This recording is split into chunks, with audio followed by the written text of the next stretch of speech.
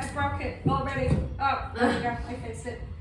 Hello. So I'm sorry. I've had like 2 minutes to prepare this, so I'm sorry. Shit. There we go. Disclaimer. Okay, so I have been in Switzerland now for 4 years, but I am leaving in a few months. Aww. Yeah, I mean, I don't know if you heard about the Credit Suisse UBS thing, but you're all broken now. So I like money, it's my favourite toy. So fuckity bye, I'm going to an investment bank in Denmark. Bye! Bye, enjoy poverty. You know, Cuckoo Clocks and chocolate watches. You'll be fine, probably. You like Brexit. Okay, so the thing that particularly terrified the fuck out of me the first time I came to Switzerland, and I still haven't really got used to it, is saunas. The Swiss and the Germans getting comfortable, being naked together. I'm sorry, but it's not right.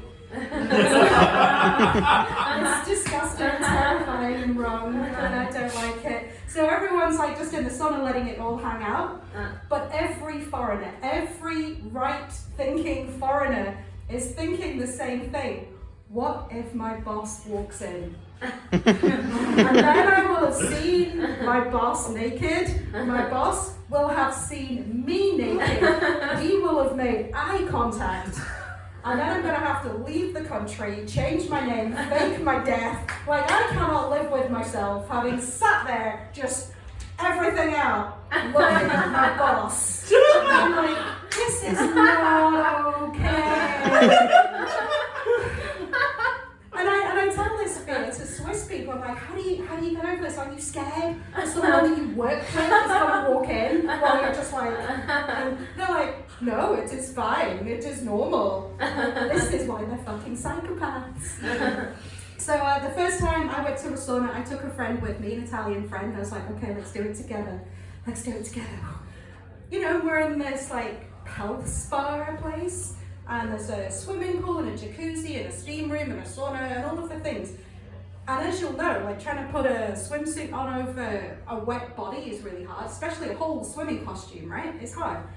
So if you're going between all the things, you don't want to take it off because then you can't put it back on again. It's like trying to put a wetsuit on without talcum, or a gimp suit without talcum powder, right? It's hard.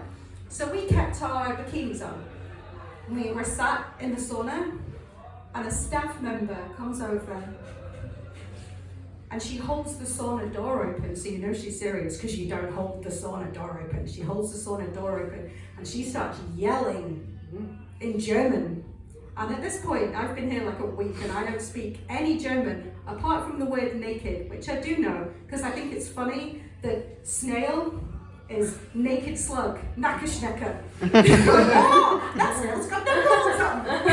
Like, I just thought that was a funny German word, so I know the word for naked. So she stood there yelling at us in German. And I'm like, oh shit, she's yelling about us having to be naked. And my friend who speaks German is like, yeah, she's saying we need to get naked. And she stands there watching us while we drop our pants and put them on the hanger. And I'm like really terrified. And I was like, oh, come on. This is the first time someone shouted at me to get naked and you're not even going to buy me a drink first? She did not have a sense of humor about it. Well then, so me and my friend were just sat there in the sauna going, do you know what? Okay, fine. Let's just get comfortable with this. It's all hanging out. We'll just learn to be comfortable with it. Look at us, we're being so Swiss. We're completely naked right now in public. We're doing it. And then my friend's like, oh my God, I'm so sweaty. I got sweat in my eye. And I was like, oh my God, I'm so sweaty. I think my fanny's sweating.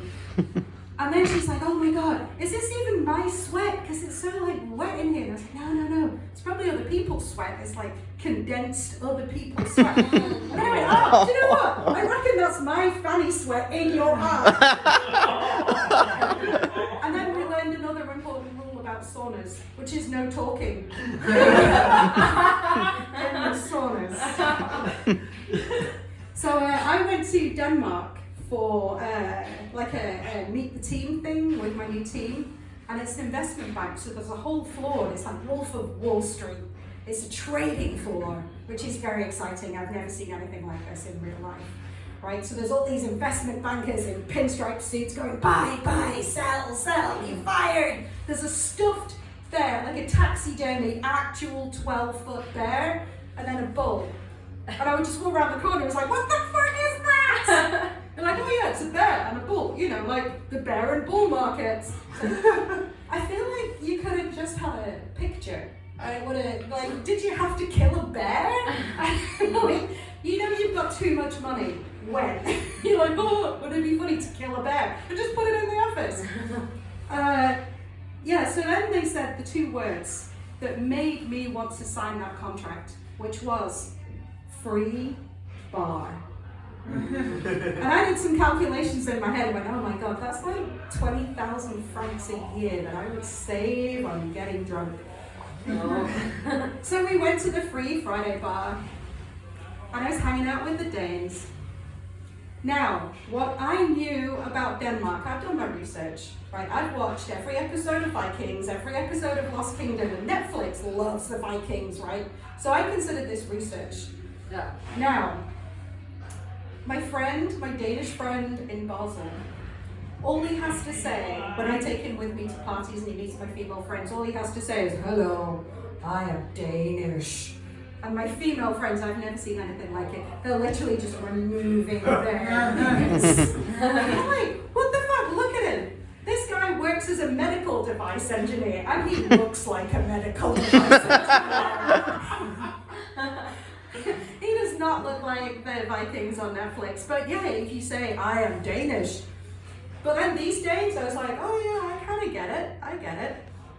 I mean, this friend of mine, I took him to a party, and he said to my friend, who's like very Christian and very conservative, and if we're having a slightly dark conversation and making a joke, she's like, oh no, I do not like this, I do not like this. So you've got to keep it really light, and it's all like flowers and ponies and shit. When he said, hello, I am from Denmark, I am Danish, the first thing this very conservative Christian friend of mine said to him was, I've been trying to buy Danish sperm off the internet. And he was like, really? She's like, yeah, you can like choose the men, you can choose them by height and hair color and eye color, so you can get like the tall blonde ones. And my friend is tall and blonde, so I'm like, come on, mate. She's only got a tiny little handbag. Take it to the bathroom and do the girl a favor. So I was in Denmark, and my friend said, you know, in Denmark, they like the dark-haired women because they're the exotic ones. Like the Danes are the exotic ones in the rest of Europe. And I'm like, awesome. Move to Denmark. So I'm in this bar. And I meet an investment banker in the pinstripe suit, very tall, very loud, very high on cocaine. And his name is Moonbeam. That's how you rebel against your parents. You've got hippie parents who call you Moonbeam. The worst thing you can do is be like, I'm going to go into investment banking. So I like this guy, right? And from everything my Netflix research had told me, and the fact that we're in a free fucking bar in an investment bank, I might have taken him home, because I was too drunk to Tinder. So I get him back to mine, and I say, fuck me like a Viking.